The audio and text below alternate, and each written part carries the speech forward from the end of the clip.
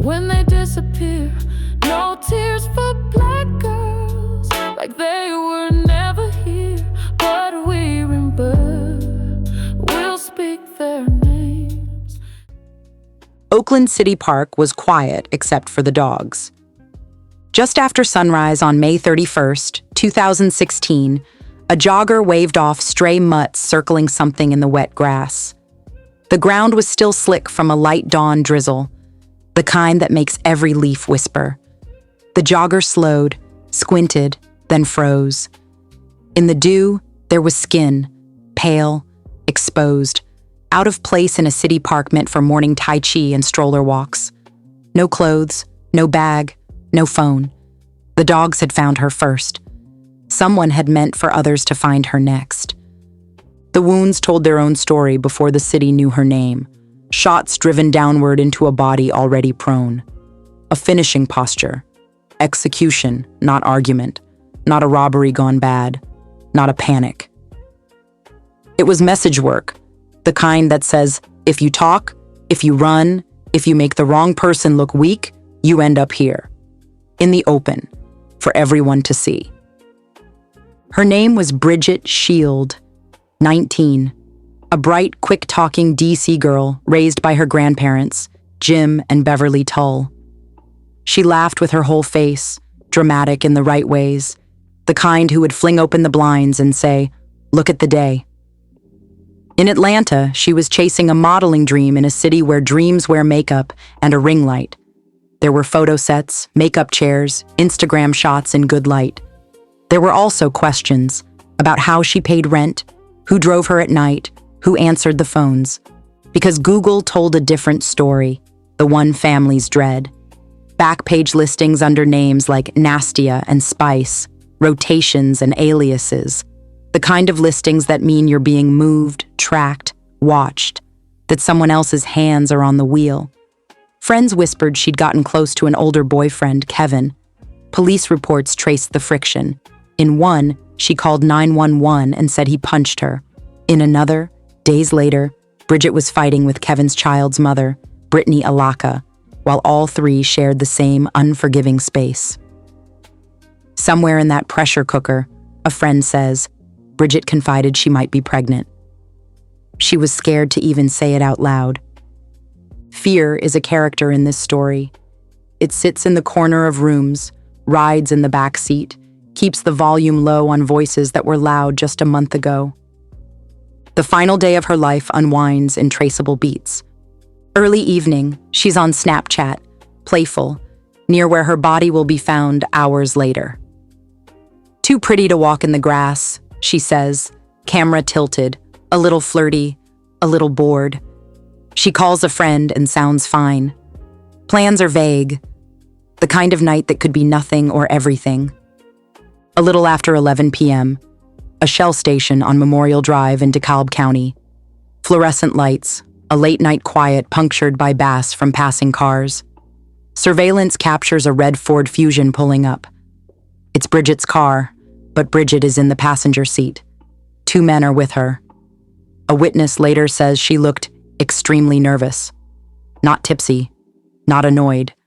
Nervous like she knew this was about to turn into something she couldn't stop.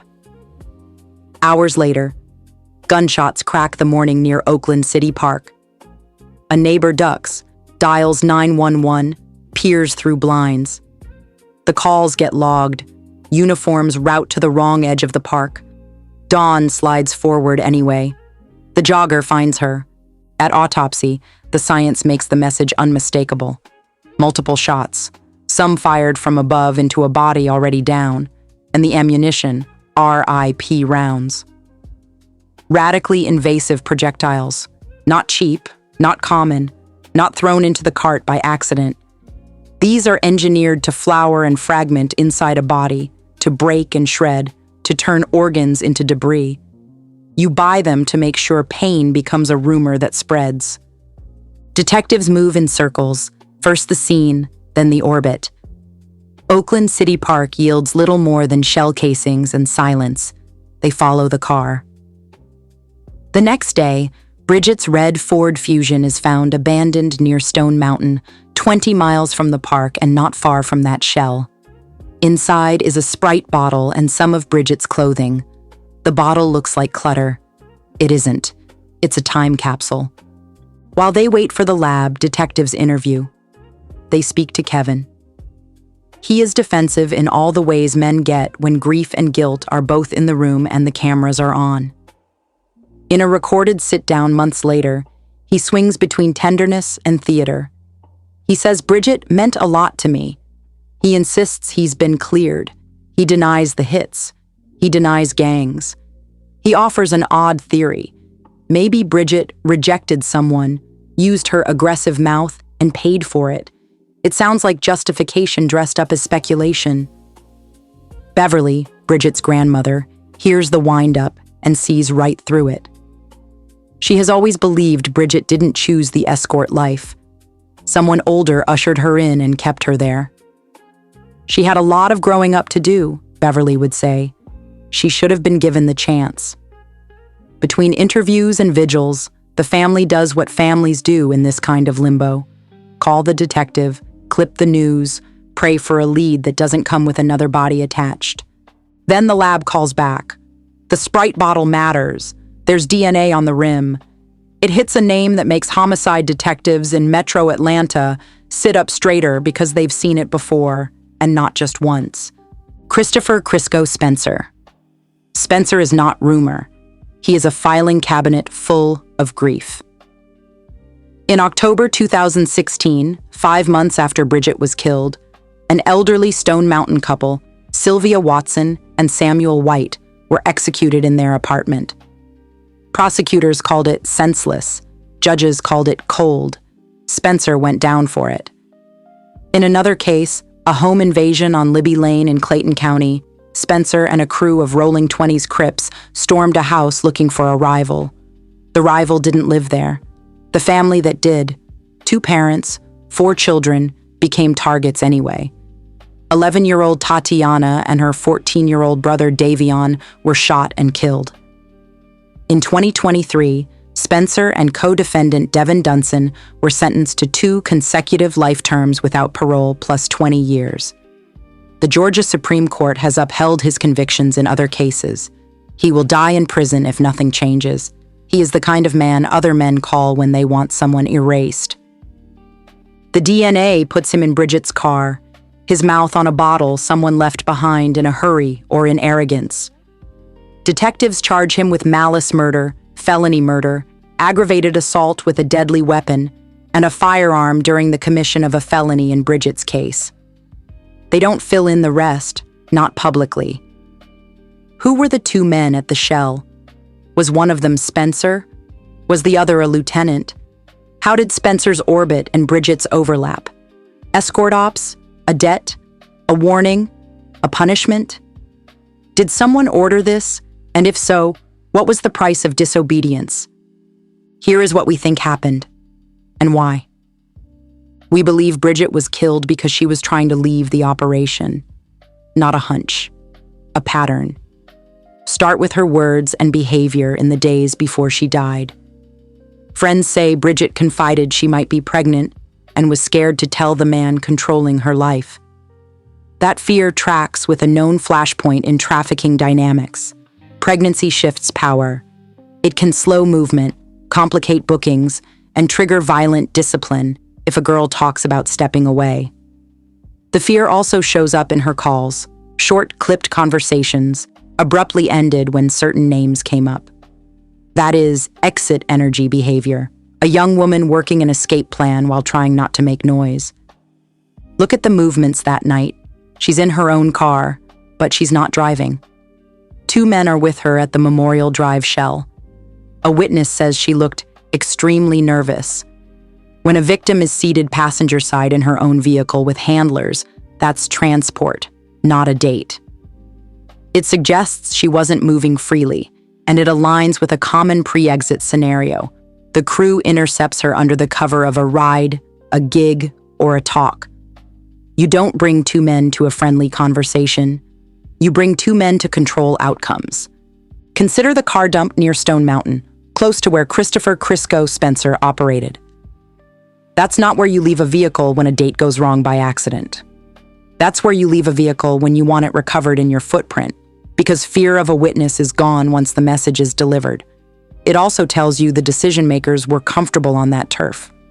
She wasn't. The Sprite bottle with Spencer's DNA is more than a lab result. It's a snapshot of power dynamics. He wasn't anxious. He was calm enough to drink, leave saliva, and walk away. Girls trying to run don't pause to sip soda. Men staging a lesson do.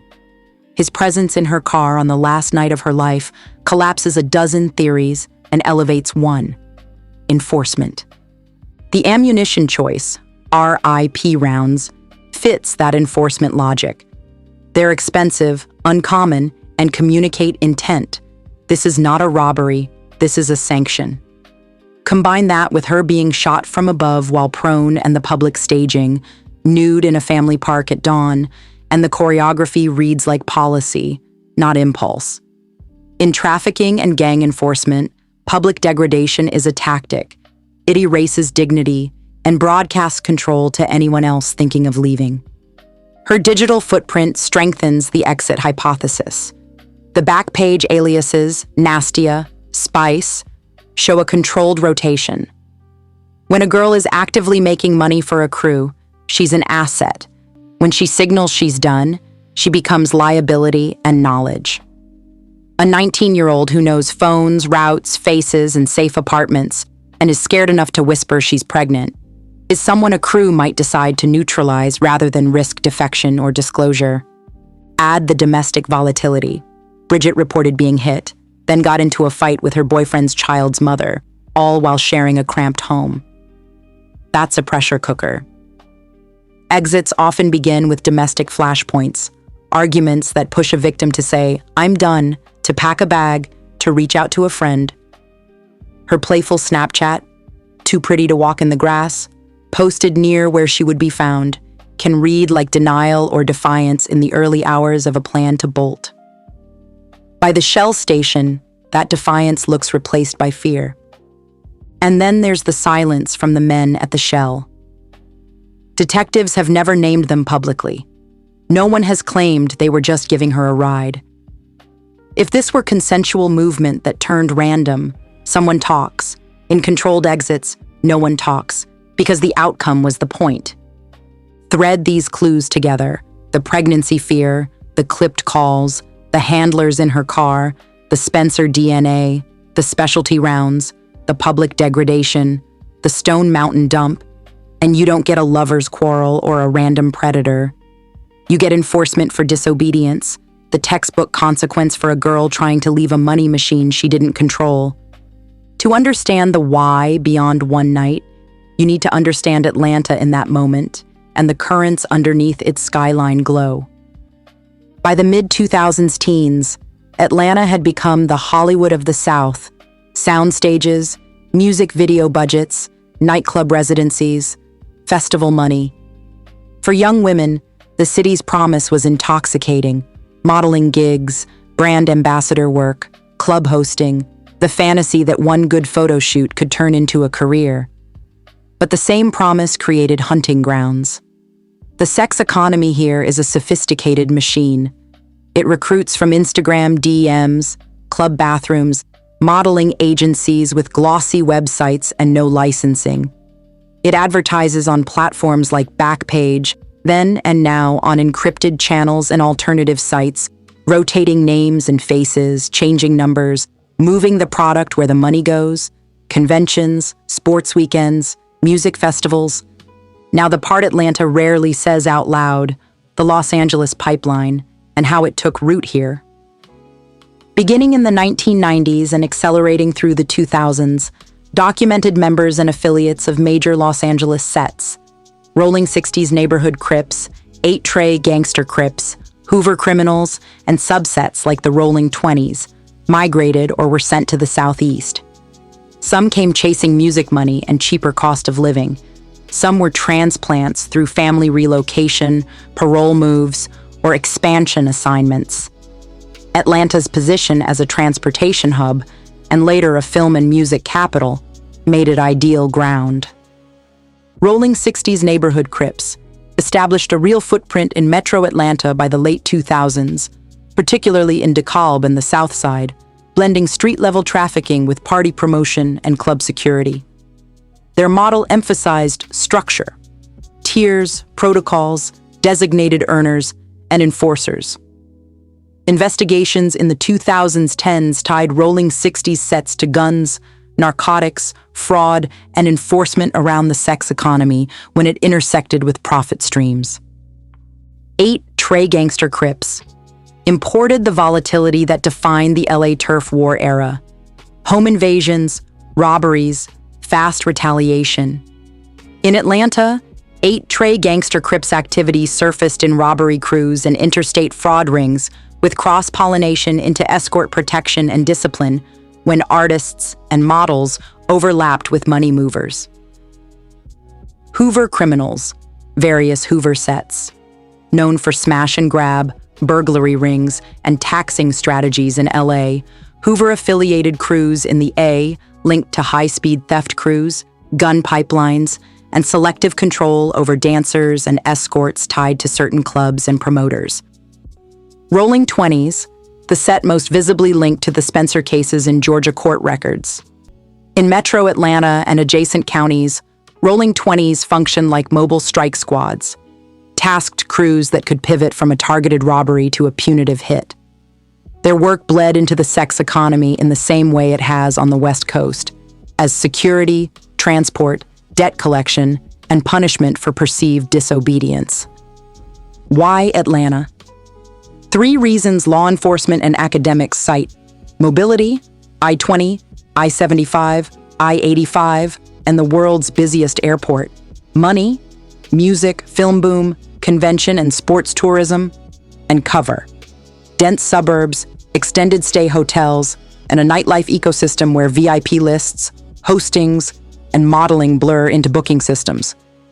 By the early to mid-2010s, joint operations between APD, DeKalb, GBI, FBI, and HSI repeatedly identified LA origin sets embedded in metro crews, sometimes collaborating with local bloods and hybrid cliques, sometimes running parallel tracks. The result wasn't cosplay, it was a merger.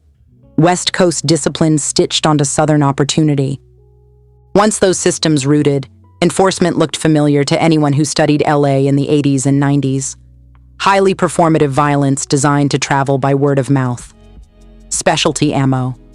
Public staging. Bodies left in highly visible places. Cars moved to set-heavy zones like Stone Mountain and South DeKalb, where crews felt insulated. And in the overlapping sex economy, the rules mirrored the coast. The phone and the aliases belonged to the set. Security is a euphemism for control. Leaving is treated as theft or treason.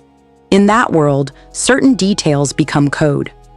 RIP ammunition means expense, intent, and a desire to leave a calling card. Nudity at a dump site is not sexual. It is humiliation. A public park at dawn is not clumsy. It is choreography. An abandoned car near Stone Mountain, where a known shooter hunts, is not random. It is geography. And there is another geography, the map of a city at war with exploitation. Federal and state task forces call Metro Atlanta a high-intensity corridor for human trafficking. Hartsfield-Jackson International moves more people than any airport in the world.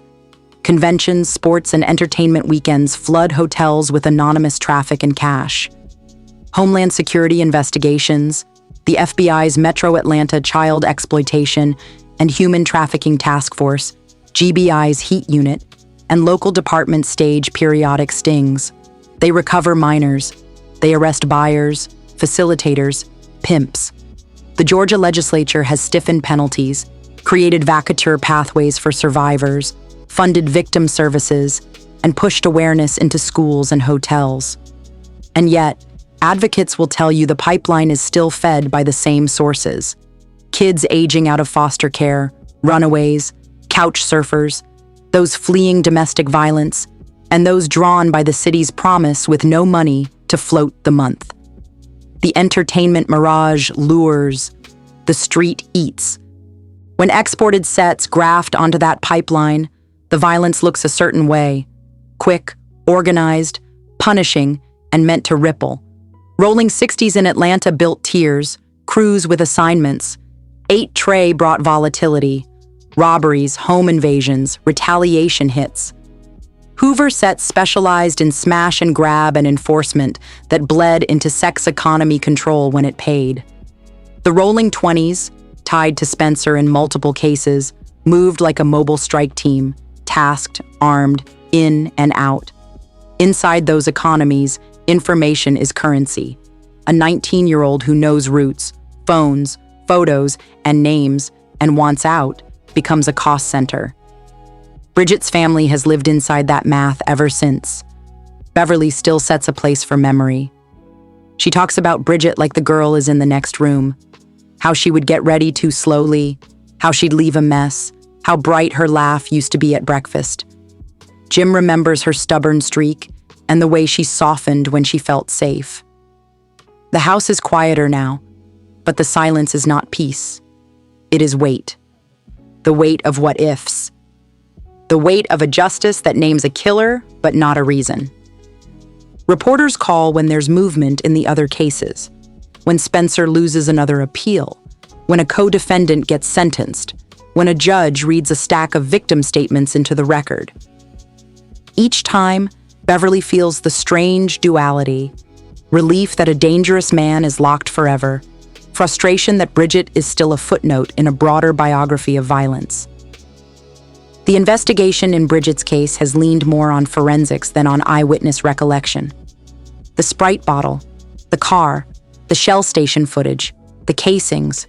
There's no public evidence that Kevin was charged in her murder. His denials stand. Brittany has declined comment. The 2 men at the Shell remain unnamed.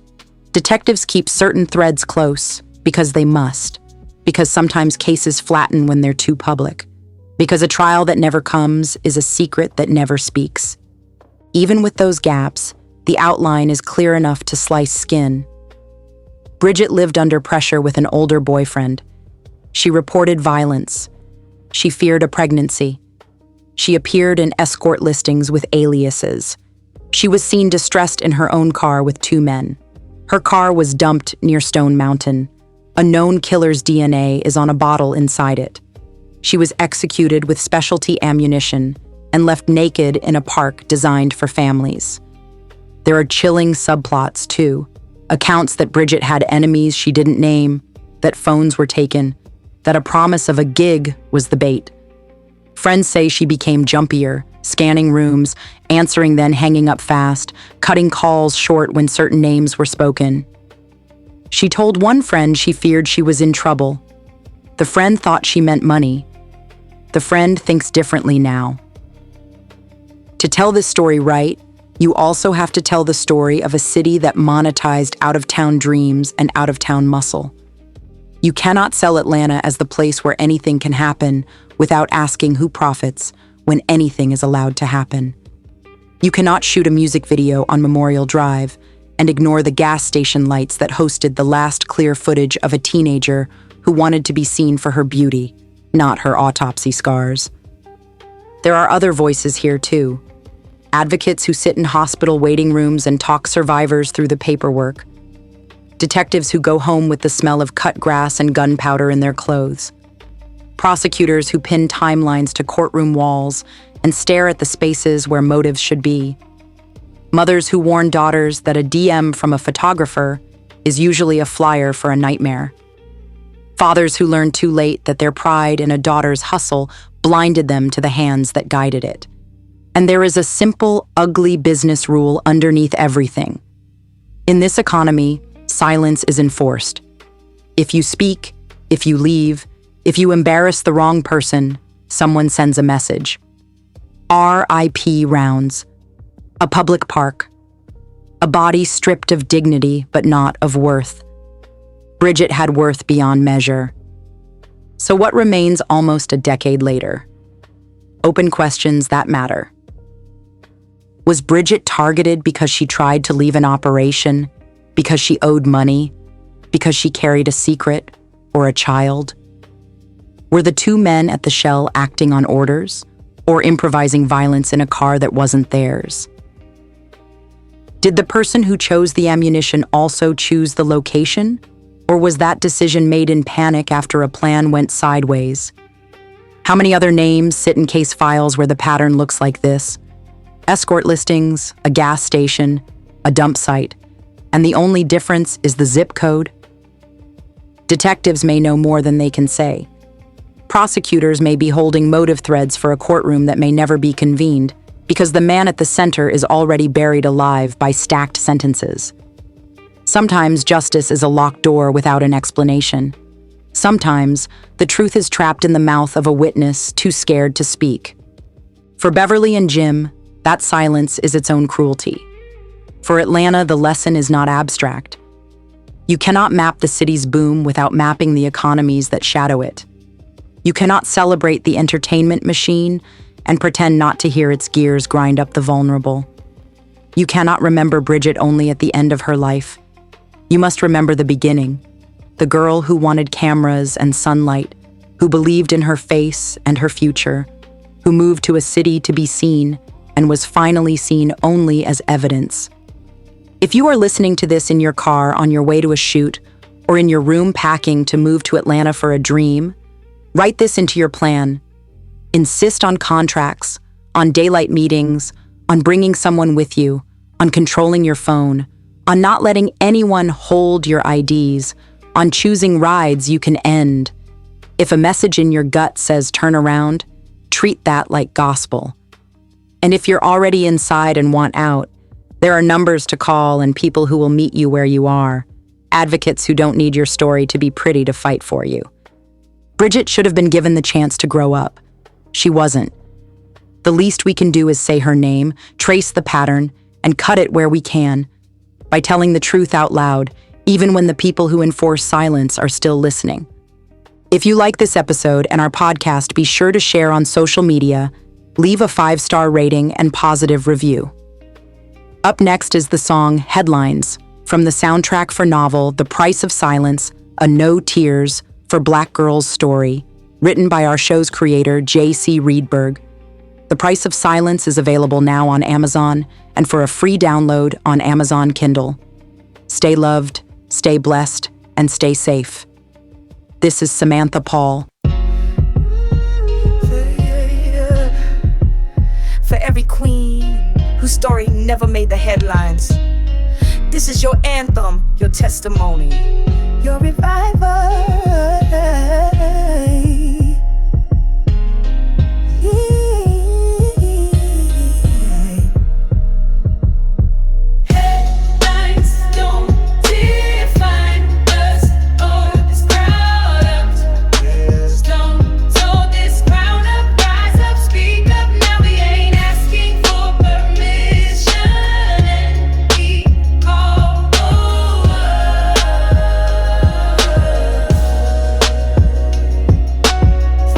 And brilliant dreams cut through the windshield. Another birthday stolen, another truth concealed. Where's the breaking news when black queens disappear? My city knows your name even if cameras weren't there. When I report my truth, why's the system so quiet? When we scream for justice, why they try to deny it? My melanin magnificent, my power undeniable. My story worth telling, my life irreplaceable. Can you feel that thunder? Sisters rising up, breaking through the silence, say it's time enough. Headlines don't tell our story, don't tell it right. The glory, the fight to survive in a world that tries to minimize. Not anymore. Never see the light and let her know. We see you when spotlight fades and cameras go. She'll gather, truth unfold. Truth right in our headlines. Changing narrative. This is our renaissance, yeah. Maybe one queen's vanished, but who's counting beside us? Brown skin missing, system dismissing, that's the crisis. You give white victims prime time while our faces just flash. We're more than your crime scene, more than a broadcast. From Vine City to Decatur, we're creating our haven. Mothers organizing searches when the system's misbehaving. My billboard should bear their names in lights so bright. Justice delayed ain't justice, we fighting day and night. Slower, powerful delivery. Can you hear them calling? We hear you calling. Through concrete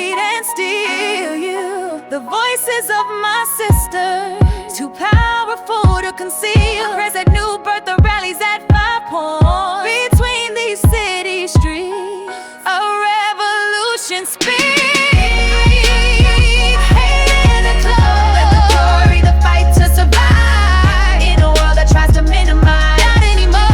Sees you and let it know. They see you in spotlight, facing camera buzz go. Until kids gather, truth unfolds. Truth unfolds, ring our headlines. Changing the narrative, this is our renaissance, yeah. For every sister lost, but never forgotten. Every story untold, but still unfolding. We don't just survive, we thrive. We don't just remember, we rise. My name is worth remembering. My story